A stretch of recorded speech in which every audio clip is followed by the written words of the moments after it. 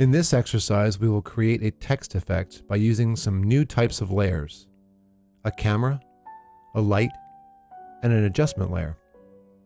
We will add some effects onto our masked solids to create the illusion of depth. There's a lot going on in this short composition, so take it step by step.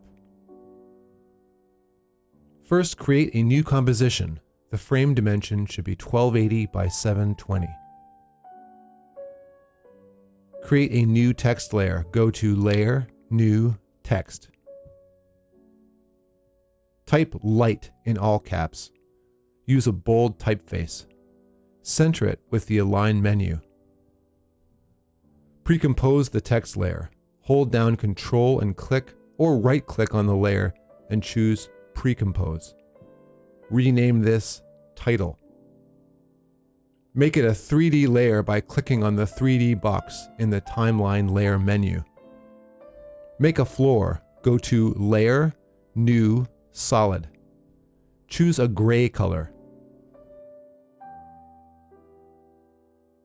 Make this a 3D layer. Drag it below the title layer. The 3D layer designation doesn't make your objects literally 3D, but they allow you to move the objects in 3D space. The arrow in the composition window has all three axes: X, Y, and Z. In the composition window, turn on two views.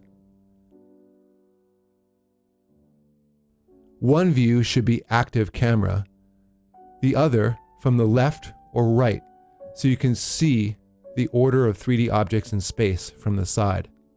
To change the view of one of the screens, click on it. Once it is selected, it will have blue corners. Then go to the menu and change the view. You can also change the zoom view of each screen. Make these adjustments to your floor layer. The X rotation should be 90 degrees. The Y position should be just below the text layer. Scale it up so that it covers the foreground. Your numbers may be different than mine, but it should look like this, covering the foreground and just below the text. Make another solid background. This time leave it black.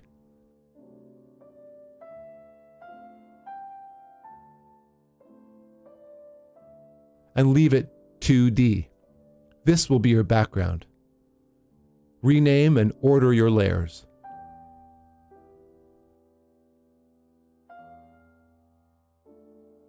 Enabling 3D allows your layer to be modified by light and camera layers. Make a camera layer.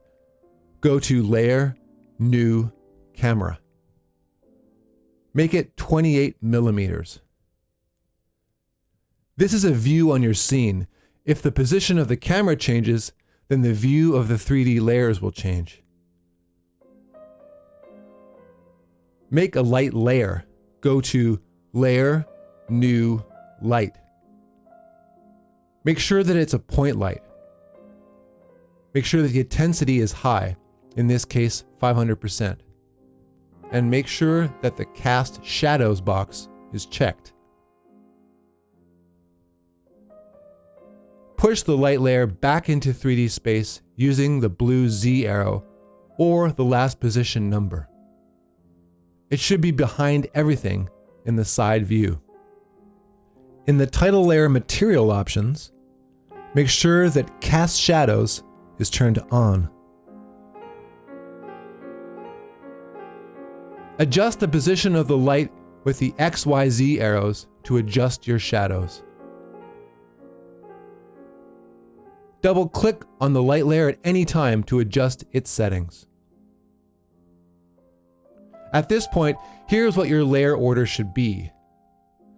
Your light and camera layer should be on top, the title pre-comp, which is 3D, the floor, which is also 3D, and then the background, which is 2D. To make our light source, go to Layer, New, Solid. Make it white. Name this layer Volumetric Light. Draw an ellipse mask on your solid layer. Hold down Shift while drawing it to make a perfect circle. Make this a 3D layer. Type AA to bring up the material options for the ellipse, and make sure that Accepts Light is turned off. Push the ellipse back into Z space, but in front of the light. Create a new adjustment layer. Go to Layer, New, Adjustment Layer. This adjustment layer should be on top of all the layers, except for the camera and the light. Make a radial fast blur effect. Go to the Effects panel and search Radial Fast Blur. Drag the effect onto the adjustment layer. Set the zoom to brightest. Turn up the amount. This all looks fine, but if we want the scene to move and the source to move with it, then we need to connect the radial fast blur to move with the point light so that it travels with the light source, making it a believable effect. So to do that, let's make a null object. Go to Layer, New, Null Object. Make this a 3D layer. Push this null object behind the light in Z space. Control-click on it and rename it Point. Add an expression to the radial fast blur by holding down Option and clicking the center stopwatch. Grab the pick whip on the effect expression and drag it to the point layer.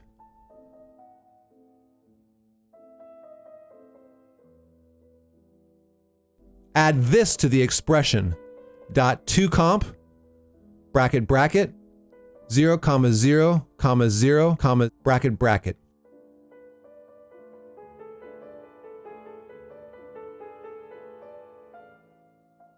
Now the source follows the light. Add a curves effect in the adjustment layer. In the effects panel, search Curves and drag it onto the adjustment layer. By adjusting the point in at the bottom left, you limit the shadows. And by bringing up the point at the top right, you create more contrast.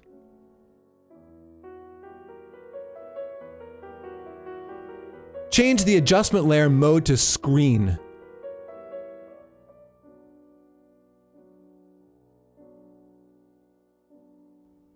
Now you will see more of the full layer of text. Add a camera move so that the scene moves. Use 2 keyframes on the Y position axis to pan the camera across the text.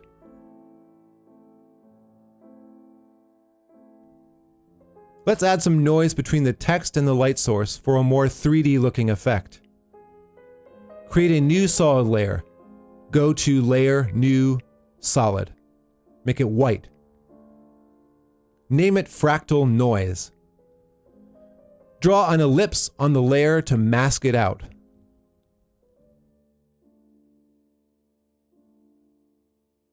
Make it a 3D layer. Go to the material options and make sure that Accepts Lights is off. Go to the effects panel and search Fractal Noise. Drag it onto the solid layer. While I work on this layer, I'm going to solo it by hitting the solo button in the timeline.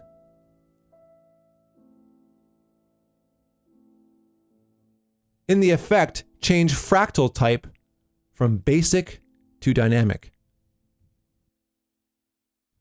In the mask properties, feather the ellipse mask. Add a curves effect to the solid layer and increase the contrast.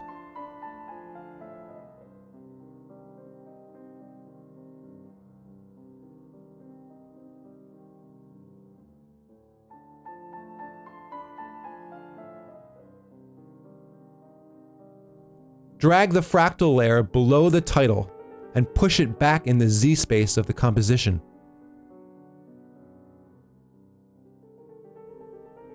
Unsolo the view by clicking on the solo box on the layer. Scale up the fractal layer as necessary. Add some keyframes in the fractal evolution for subtle change throughout.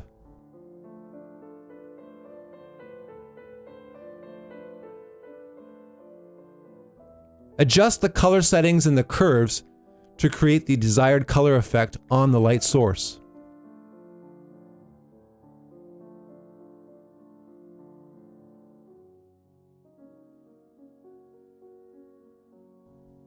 Change the fractal layer mode to screen.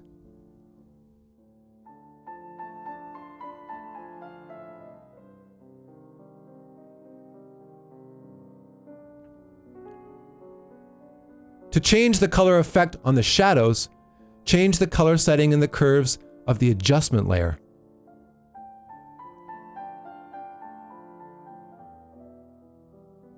When you are satisfied, export with Media Encoder.